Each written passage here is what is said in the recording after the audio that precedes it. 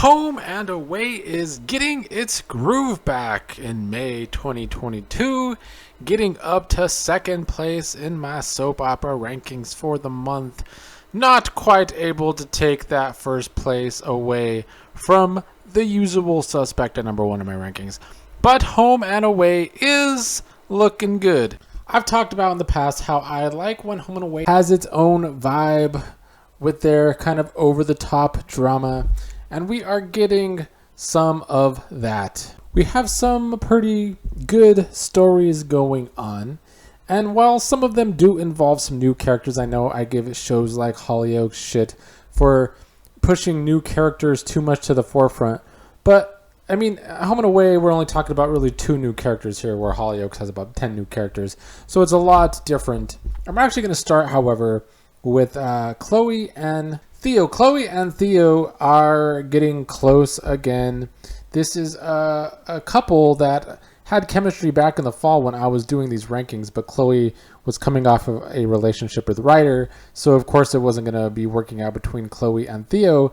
And here we are a good 7, 8, 9 months later, and we are now finally getting around to these two actually becoming a couple. So slow developments here, which for Home and Away is a good thing, because Home and Away can sometimes push instant couples that can not work.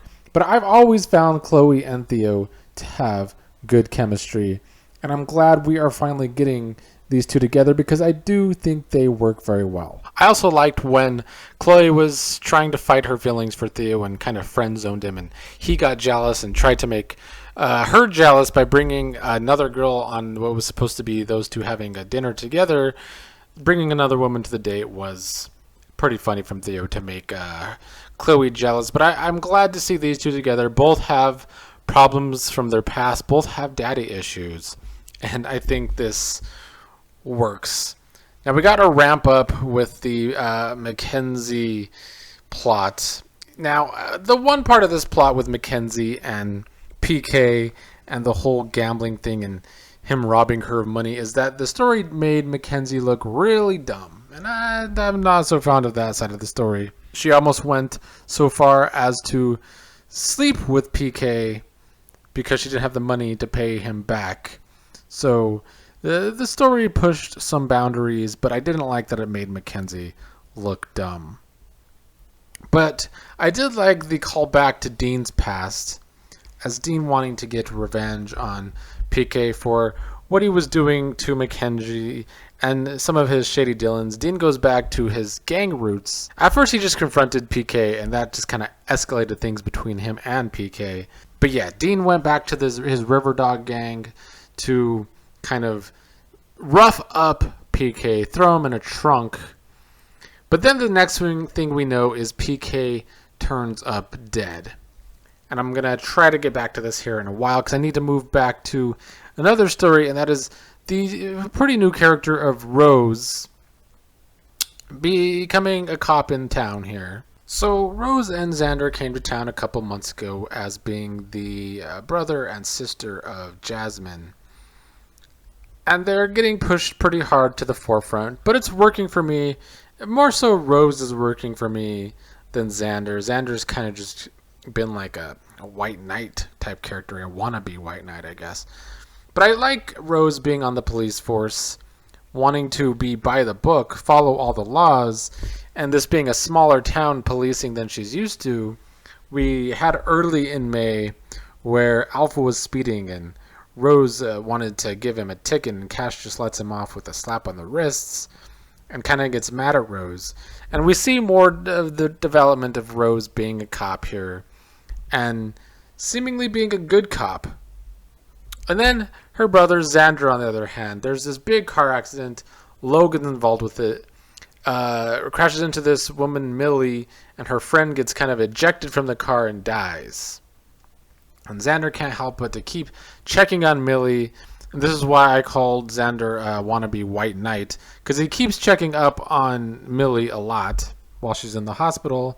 And she wants Logan brought down because she thinks Logan is responsible for her friend's death and because he's responsible for the car accident because he was speeding, kind of. But then it turns out that Millie finally remembers that she was texting and driving when the accident happened, and that maybe the accident was actually her fault, but she doesn't want to go to the police because her friend's family will blame her. And she basically ends up blackmailing Xander because apparently Xander has this past where he was accused of kind of having stalker tendencies with another patient from his past, Xander being a paramedic. Xander swearing that past incident was not his fault.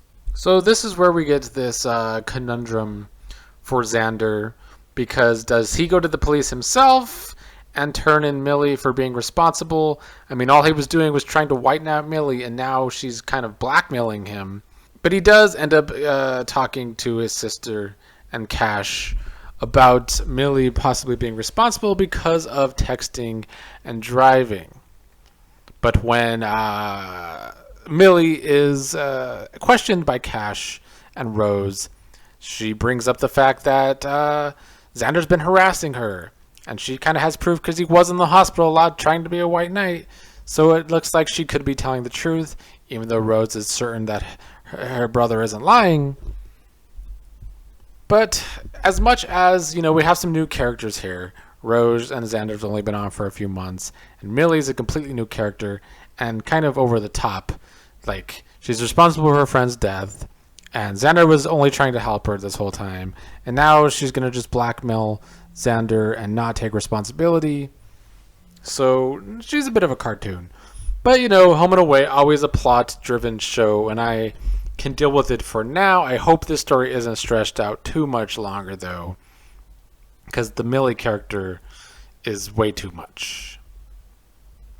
But I really like Rose as a cop. I think they're doing a good job making her be a good cop, which also kind of brings us back to PK being murdered by someone. And Felicity had Rose look into PK, Felicity being Cash's sister, and we just got through the fall where it looked like Felicity was possibly this criminal, and what that didn't end up being her, but Cash was having trouble trusting his sister at that point, so he's trusting Felicity now that Felicity is not responsible for this. Of course, Mackenzie's a suspect because PK was stealing money from her and blackmailing her and almost blackmailed her into sleeping with him. And Mackenzie has been hiding all of this from Logan and everything that happened with her and PK. Logan finally finding out about that. Logan's been going through a lot lately, with one being accused of causing this car accident where a woman died, and now finding out that his girlfriend Mackenzie was basically in this dangerous game with PK. So rocky relations for Logan and Mackenzie, as it's been all year. But the prime suspect is, of course, Dean, because Dean went back to his gang roots and got the River Dogs involved, but Dean says he had nothing to do with it. And then there is a blood-soaked wrench found in Dean's stuff, and Dean thinks that the character Nathan, who's also shady when had dealings with PK, is setting him up. And so May ends where it looks like Dean's going to go right back to the River Dogs to try and threaten Nathan to tell the truth that it is Nathan trying to set Dean up for PK's murder. Now, overall, this murder mystery isn't like that great. I don't think the setup has been that great because killing off a villain like PK, who is just this criminal, isn't the most intriguing whodunit mystery. But I'm giving it a chance here, and I do like that we're getting some over-the-top drama that Home and Away has been missing in 2022 so far. The kind of Home and Away over-the-top drama that I enjoy. But I do think there are still some weaknesses to these two main stories that I talked about today. We also have the story of Bella getting a job offer in New York, but she doesn't want to leave Nikau. So they're having problems there because he does not want to go with her to New York. I don't know if Bella's leaving the show or what, or if both of them are leaving the show, or if neither of them are leaving the show. So I guess I'll be surprised in June of what comes from that. But overall, I like a lot that's going on. I like Rose being involved in this, all the cop drama. She's a good character so far. I've enjoyed the Theo and Chloe relationship since I saw it being teased back when I started doing these rankings. So I enjoyed those two being together. And I'm giving the murder mystery a chance, even though I'm not super invested. I still think it has been a lot more entertaining than a lot of these other soap operas in my rankings for May 2022.